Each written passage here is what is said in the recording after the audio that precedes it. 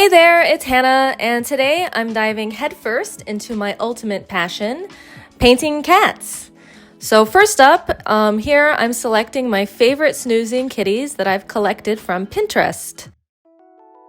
Next, for materials, I'm using Fabriano watercolor paper, Winsor & Newton black ink, and Hua Hong brushes 0 and 1. So I like to use hot press paper when I am going to scan and color digitally because hot press doesn't have any texture on it, so it's easier to edit. So now for the painting, I'm not doing any initial sketches. I'm just gonna go for basically the flat color of the cat as like an outline anyway.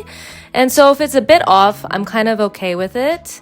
But I do still really take my time on this part, even though you may not see the details until the next layer, which is where I'm going to add on one other piece of paper, I'll have the markings, and on another piece of paper, I will do the lining. So let's just relax and watch the kitties start to come alive.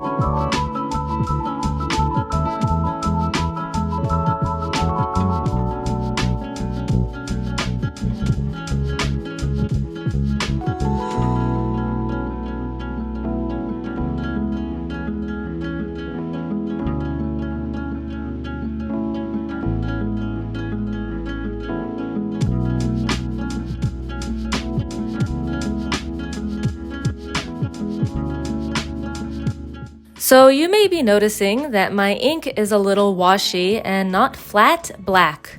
And I actually want this texture and occasionally was adding some water while painting.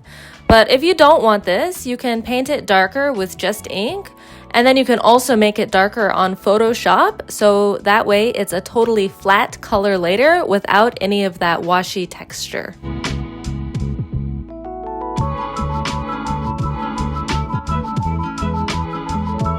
Now it's time for me to use my light pad. I bought this one on Coupang, which is kind of like a Korean Amazon. I will put the inked cats on the bottom layer and then a new piece of paper on top, and I will turn the brightness as high as it goes. And now it's time to do the outlines. This is why it's important to keep all of my cat references in one spot and maybe go in order when you draw them so you know number 1 is this number 1 blob. Number 2 is this number 2 blob. That way you know which cat you're looking at when you're trying to draw arms and things like that. Otherwise, it can get a little confusing.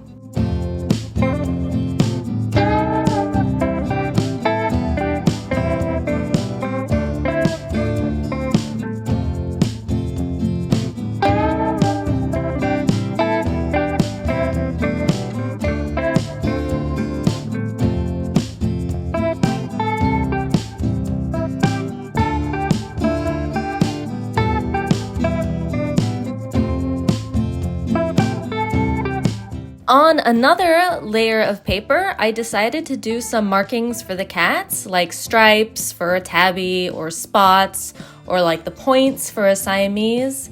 This was maybe a bit much and definitely not necessary, and it made this project take a lot more time than it had to, but I'm happy with how the cats came out.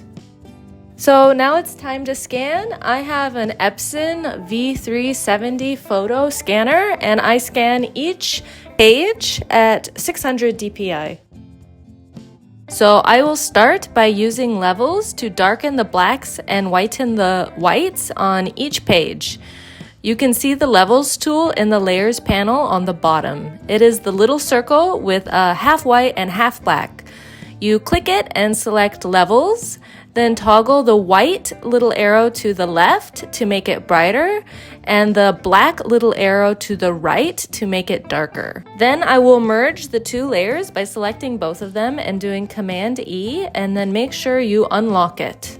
Next, I will select all by doing Command A, or you can do Select All manually, and then I will copy it with Command C, and I will cut with Command X, which basically means you won't see it anymore. Then click this box that is a little rectangle with a circle in it on the bottom of the toolbox. Then you paste by doing Command V and it will be pink. Then you unclick this box and you will see the selection, but it's selecting the outside of the cat area, so you want to do the inside. So you will do the inverse by doing Shift Command I. Lastly, use the paint bucket tool with black, and now you will see only the black has the color and the rest is transparent. And just as a note, I use an Apple. So all of these hotkeys are for Apple computer. So I copied the cats that I edited and now have pasted them into my main working document.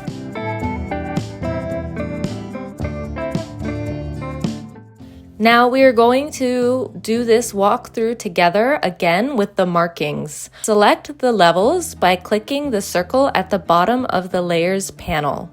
Now toggle the white arrow to the left and the black arrow to the right. This will make the whites whiter and the blacks blacker. When you're happy with how dark it is, you can go darker to make the blacks more flat, or you can keep it lighter, but then you're not going to be able to get the darks as dark as you may want. Merge the layers with Command E. Now we will do the same as before.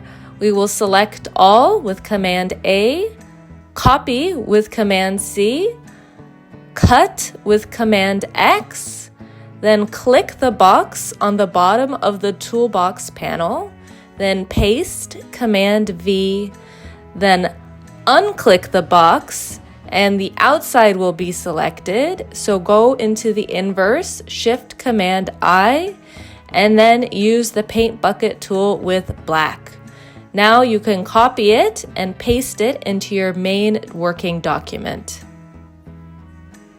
Now make sure that you have clicked this little box that is in the layers panel. It's a lock transparent pixels box, and it's gray and white boxes inside it.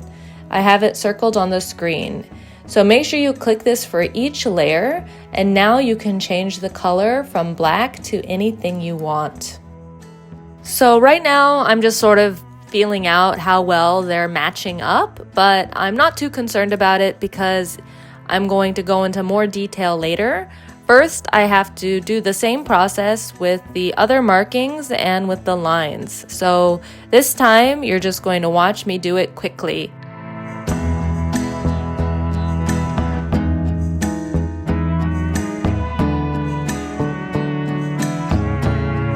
I made extras of some of the cat poses when I wasn't happy with how it came out, so now I'm just sort of deciding which extra poses that I already have and deleting the ones that I don't think are as good. Next, I want to make sure that each cat with its body, markings, and line are able to move independently from all of the other cats on the layer. So that means I have to copy and paste each cat from each layer and put them in their own group. So basically, this takes a little bit of time, but when you're done and you have the selection tool set to group, you can move each cat independently.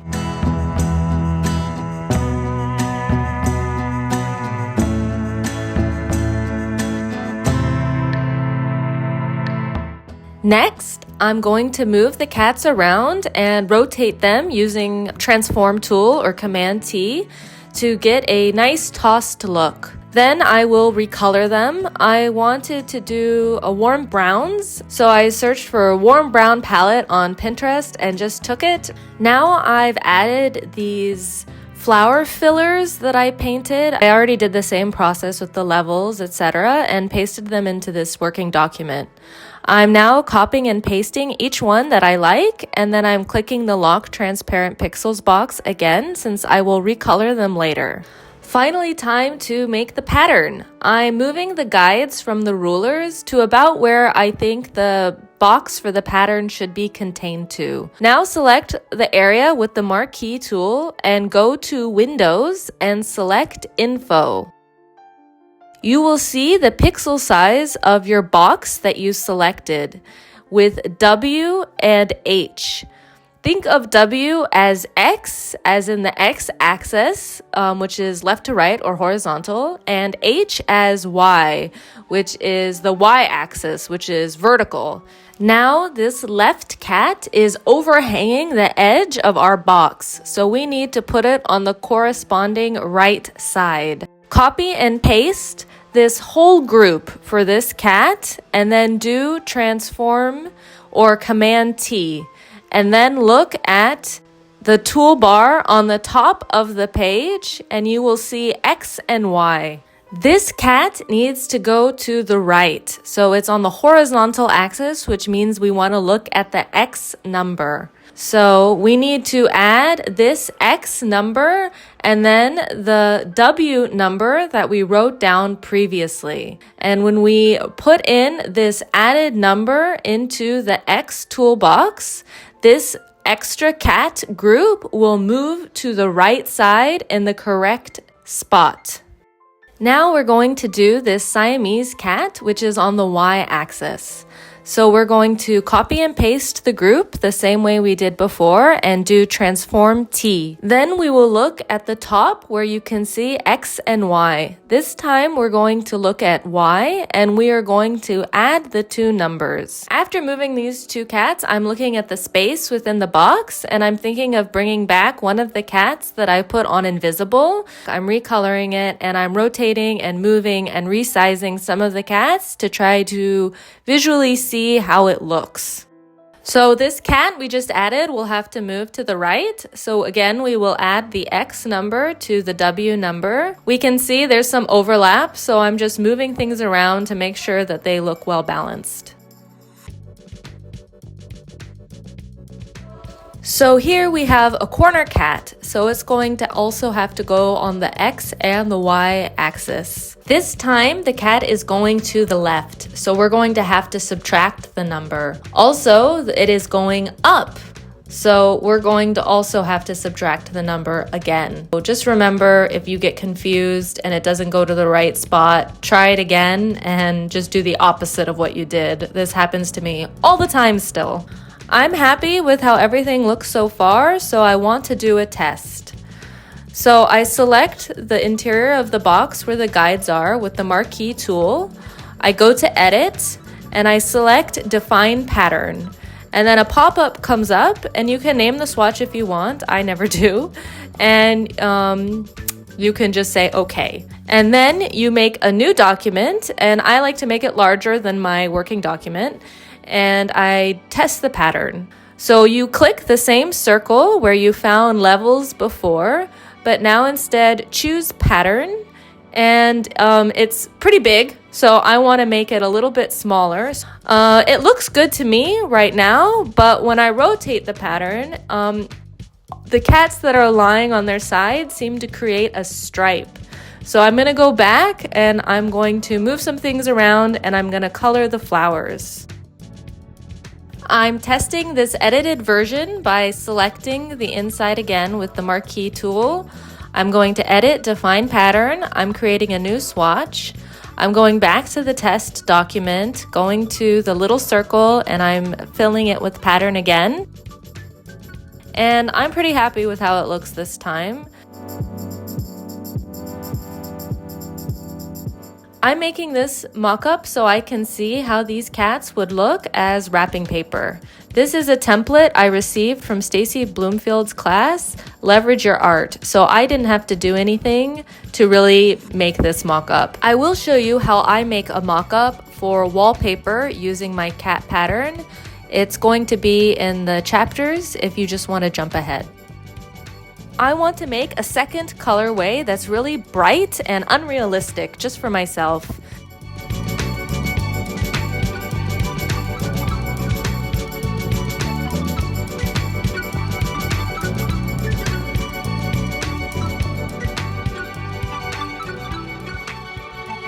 When testing this pattern, I felt like the oranges were creating too strong of a stripe and there wasn't enough variety in the pattern.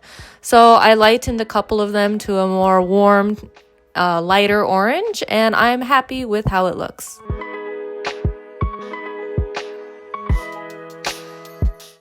Now I will make a mock-up as wallpaper and show you how I do it. I believe this picture I got from pexels.com. They have free stock images that you can use. So first I will select just the wall and fill the pattern like I've done in the past.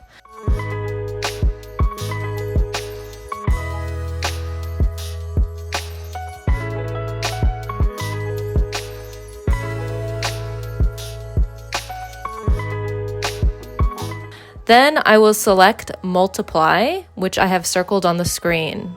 Now make sure you have the pattern selected and click the mask tool on the bottom of the layers panel. It is next to the circle and it is like a little box with a circle in it. So you want to use black paintbrush to cover the pattern and make it go away. And then a white paintbrush will bring back the pattern. So I'm just gonna block it out really quickly, not be very careful, and then I'll go back in with white and get it much more close to the edges. Lastly, I'm going to lower the opacity a bit so that it blends a little bit better in with the rest of the photograph. Thank you so much for watching this entire tutorial with me. I'm curious, which colorway do you prefer? The really bright, crazy kitties, or more of the neutral, realistic kitties? Also, here is my inspiration of it all, my kitty Zook, and we thank you so much for watching. Bye!